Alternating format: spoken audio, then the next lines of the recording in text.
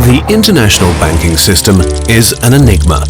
There are more than 30,000 different banks worldwide, and they hold unbelievable amounts of assets. The top 10 banks alone account for roughly 25 trillion US dollars. Today, banking can seem very complex, but originally, the idea was to make life simpler.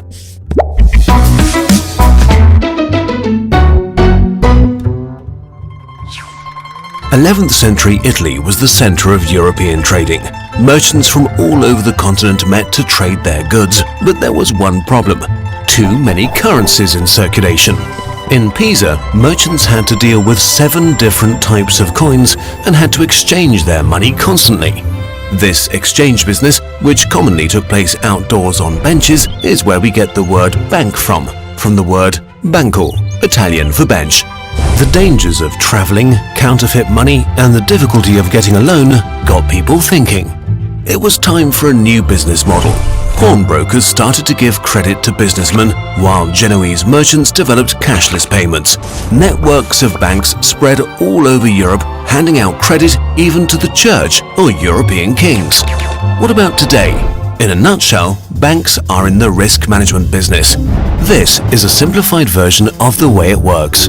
People keep their money in banks and receive a small amount of interest. The bank takes this money and lends it out at much higher interest rates.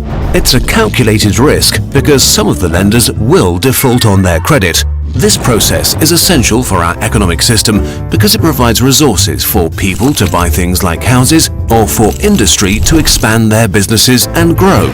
So banks take funds that are unused by savers and turn them into funds society can use to do stuff.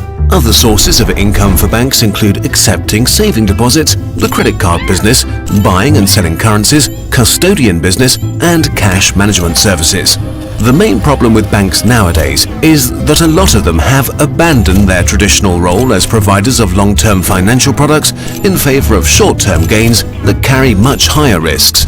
During the financial boom, most major banks adopted financial constructs that were barely comprehensible and did their own trading in a bid to make fast money and earn their executives and traders millions in bonuses.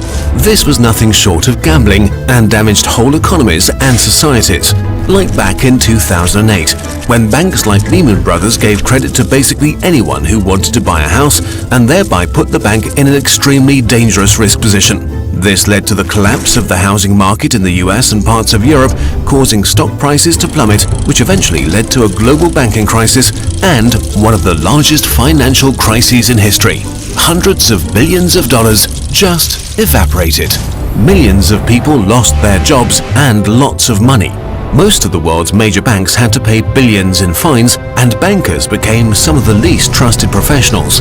The US government and the European Union had to put together huge bailout packages to purchase bad assets and stop the banks from going bankrupt. New regulations were put into force to govern the banking business. Compulsory bank emergency funds were enforced to absorb shocks in the event of another financial crisis. But other pieces of tough new legislation were successfully blocked by the banking lobby. Today, other models of providing financing are gaining ground fast, like new investment banks that charge a yearly fee and do not get commissions on sales, thus providing the motivation to act in the best interests of their clients. Or credit unions, cooperative initiatives that were established in the 19th century to circumvent credit sharks. In a nutshell, they provide the same financial services as banks, but focus on shared value rather than profit maximization. The self-proclaimed goal is to help members create opportunities like starting small businesses, expanding farms, or building family homes while investing back into communities. They are controlled by their members, who also elect the board of directors democratically. Worldwide, credit union systems vary significantly, ranging from a handful of members to organizations worth several billion US dollars and hundreds of thousands of members. The focus on benefits for their members impacts the risk credit unions are willing to take, which explains why credit unions, although also hurting, survived the last financial crisis way better than traditional banks. Not to forget the explosion of crowdfunding in recent years.